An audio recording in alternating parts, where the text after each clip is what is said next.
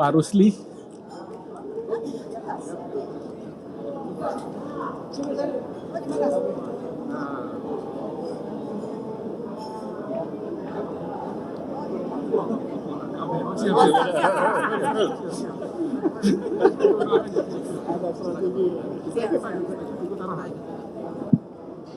Assalamualaikum warahmatullahi wabarakatuh. Salam sejahtera buat kita semua yang kami hormati Pak Sekjen, Pak Bendum, beserta Ketua-Ketua DPD, ada Pak Rusli Habibi, Pak Melki Lakalena, Pak Harum, dan ada Bu Sari dan Pak Sahmud. Pertama, Partai Golkar telah menyelesaikan rapat kerja nasional dan dalam rapat kerja nasional yang dihadiri oleh 38 DPD seprovinsi se-Indonesia, 10 organisasi ya hastakarya yang didirikan dan mendirikan, AMPG dan KPPG.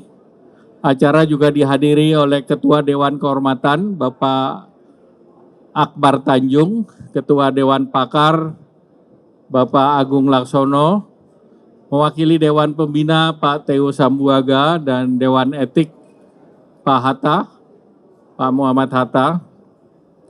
Dalam rapat yang diselenggarakan sejak pagi hari ini, seluruh daerah sepakat terhadap keputusan yang diambil dalam Rakernas.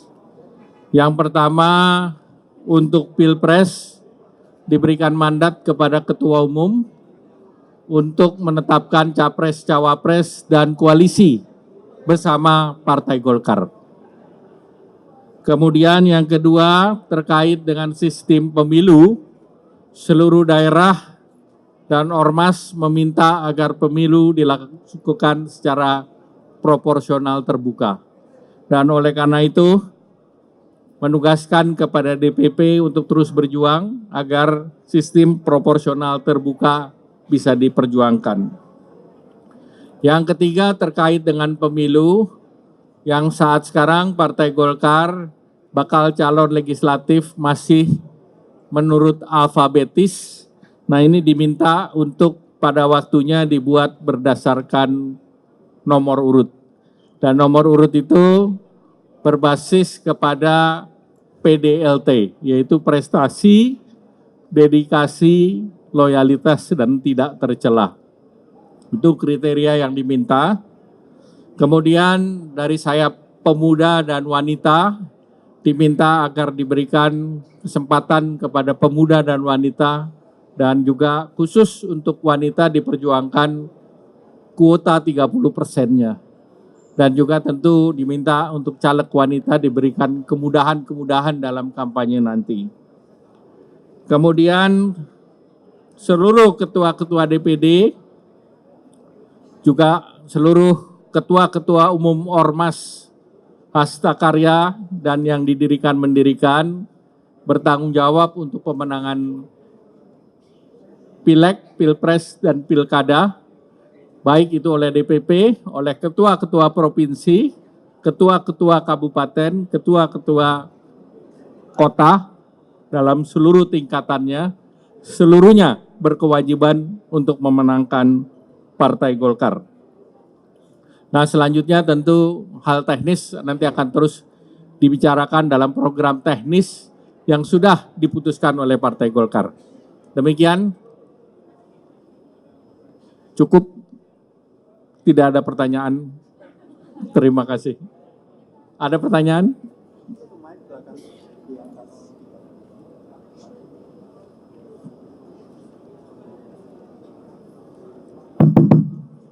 Oke, Pak Erlangga, saya Sevanya dari Metro TV. Tentu yang jadi pertanyaan kita semua saat ini adalah bagaimana arah dan sikap politik dari Partai Golkar sendiri di tengah situasi politik saat ini? Apakah yang berdasarkan hasil Munas dan juga Rapimnas ini mengusung Pak Erlangga sebagai calon presiden dari Partai Golkar? Tapi di tengah situasi kondisi politik saat ini yang begitu dinamis, apakah keputusan tersebut masih tetap untuk diperjuangkan? Lalu juga kembali lagi kami ingin menanyakan terkait dengan Koalisi Indonesia Bersatu untuk penegasannya, apakah koalisi ini masih tetap berdiri atau seperti apa? Terima kasih Pak. Pertama saya jawab dulu Koalisi Indonesia Bersatu. Koalisi Indonesia Bersatu sudah dibentuk 1 tahun yang lalu, dan antar kami bertiga komunikasi masih terus, karena kalau akad nikah itu taking-takingannya belum ada yang diteken. Jadi koalisi ini masih terus berkomunikasi, bahkan juga tadi malam kami berkomunikasi dengan Pak Julhas. Jadi komunikasi tetap, terus kemudian hasil Munas, hasil Rapimnas dan Rakernas tetap mandatnya ada pada Ketua Umum Partai Golkar, dan seluruh daerah tetap meminta Partai Golkar untuk maju menjadi capres. Pak, untuk meneruskan saja, beberapa waktu terakhir dorongan publik terhadap Bapak dengan Pak Zulhas menguat untuk maju sebagai poros keempat ya. Dan itu bisa terjadi dengan 2 partai saja. Tanggapannya Jadi bagaimana, Pak? poros itu bisa 4, bisa 3, bisa 2. Namanya poros Ji Samsu 2, 3, 4. Berarti pasti ya Pak, berarti kemungkinannya tetap ada ketika Bapak dengan Pak Zulhas ya? Kemungkinan selalu ada. Ya. Ya. Dari mana?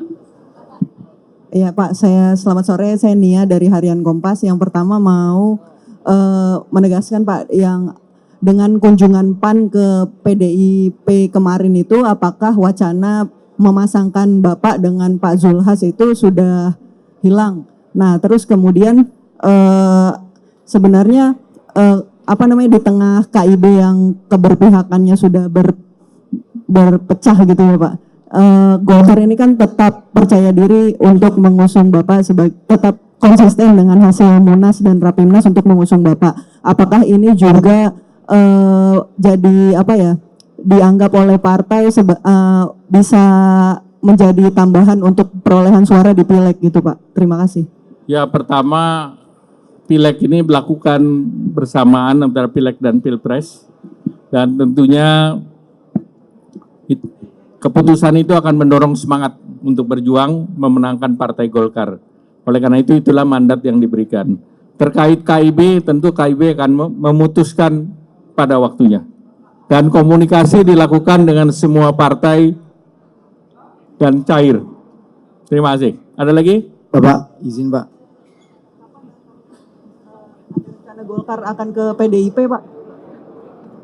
Komunikasi lancar. Kan pertemuan tidak harus terbuka. Izin Bapak, Zam dari Kumparan Pak. Ini kan PKB dan Gerindra kan belum mengumumkan capres-cawapres ya Pak, masih menunggu sikap dari Golkar. Ini sebenarnya sikap dari Golkar ini bagaimana Pak? Apakah nantinya kapan akan mau mengumumkan, sementara partai-partai lain kan juga sudah pada mengambil sikap ini Bapak? Terima Jadi kasih. komunikasi akan terus dilakukan intens sampai pada keputusan tersebut. Terima kasih, cukup ya. Wassalamualaikum warahmatullahi wabarakatuh.